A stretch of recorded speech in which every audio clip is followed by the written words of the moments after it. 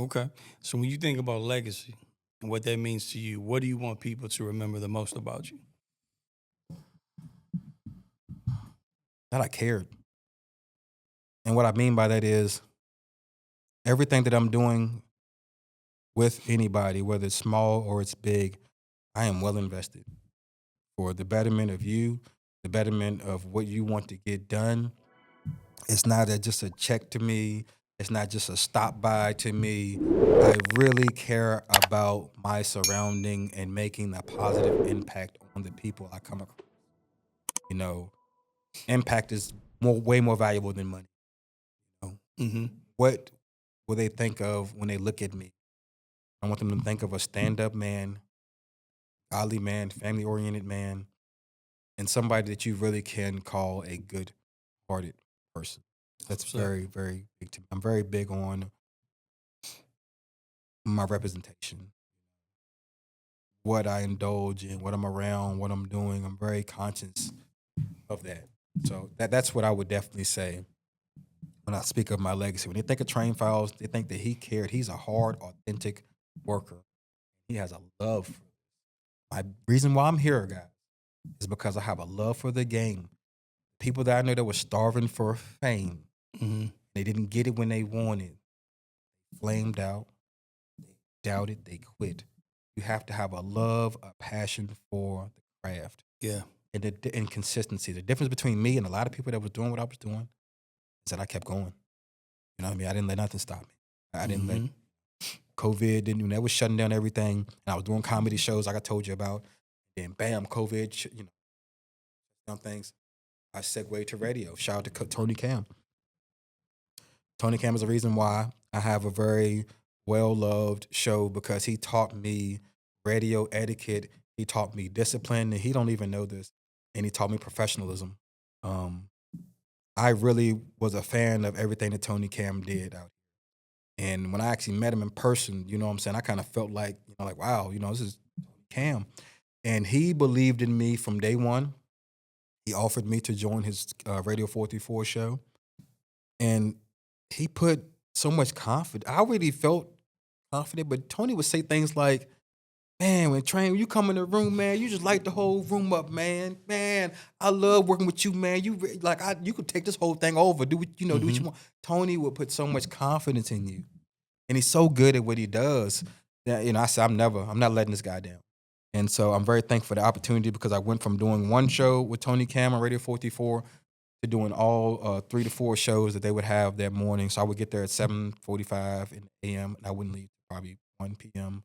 And I would do work, work, work, and I would be prepared for anything.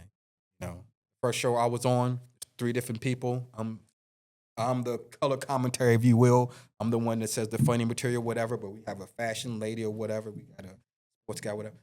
I would have things written down for each one of them just in case somebody ain't show up, somebody ain't do their homework. Preparation. So I never figured this with Tony really, it's okay. This kid's serious. We had a show. I'm on the show. It's called The Be Rich Show. One of our guests, well, the lady doesn't show up. She's not here. We don't know. Supposed to go on air in 10 minutes. She has a whole segment that she starts the show with. She was doing celebrity gossip at that time. Hmm. Tony's like, oh, man, I don't know. I guess we got to skip it and make the show shorter. I said, we're good. I got her stuff written. And Tony probably remember this. He's like, I'm sorry, what? I said, we're good. Her segment. I got her segment. I'll do mine. I'll do hers. I have everything written down for this. And he's like, all right, let's roll. Like, all right, roll. Like, okay. Hmm. Being overly prepared, has gotten me very far. So I can't go, without thanking him. So Radio 44 goes down after the comedy. COVID hit with Radio 44. The venue was hard to get. You know how it was with COVID. Hmm. So Tony's like, my hands are tired, guys. I can't get the venue like I want, whatever. I said, man, I'm not stopping. I learned and got keys. The keys I got from him, I'm gonna figure this out on my own. I'm Tony, I'm gonna keep moving, man. I was like, that's when I started Candy. Mm. And I ended up being on it was a thing called Twin Syndicate Radio with some guys out here in Madison Heights. And I Yeah, work twins, right? yeah, Yeah, yep. yep. I worked with them for I would say about 40 or 50 episodes. And as I'm working and I'm realizing, man, I want to do my own thing. Mm-hmm. And reason why, because there's chain of command. There's certain times where I say, hey, I might want to do this show right now, Yeah. do it right now, and all.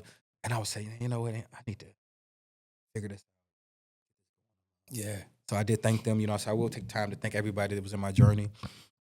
And yeah, and I made Candid Talk there, and I just took that and moved on. I got on this thing called the Spreaker app. I learned everything about it. And much love to them, honestly.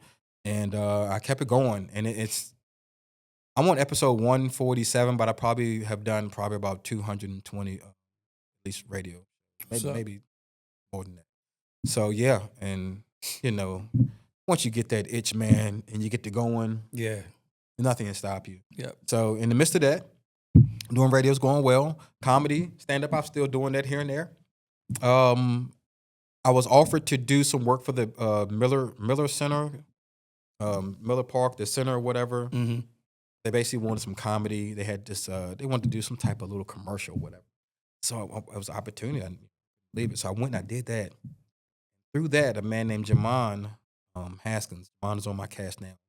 Jamon reached out to me and said, "Hey, the man named Daniel Boxdale. He does stage play production. Thank you. Try this." Told Daniel about me. I came in for audition. I got the job. So it's a timeline that I see happening, and I said, "This has to be. Yeah. How is this going this way?" Every time I think things are going to slow down, some other bigger opportunity comes on. So yeah, it's a quick timeline of videos, stand up, radio, acting, and then the public speaking really took off after my accident, and I was going to these churches. Before that, I was doing public speaking as like activist work.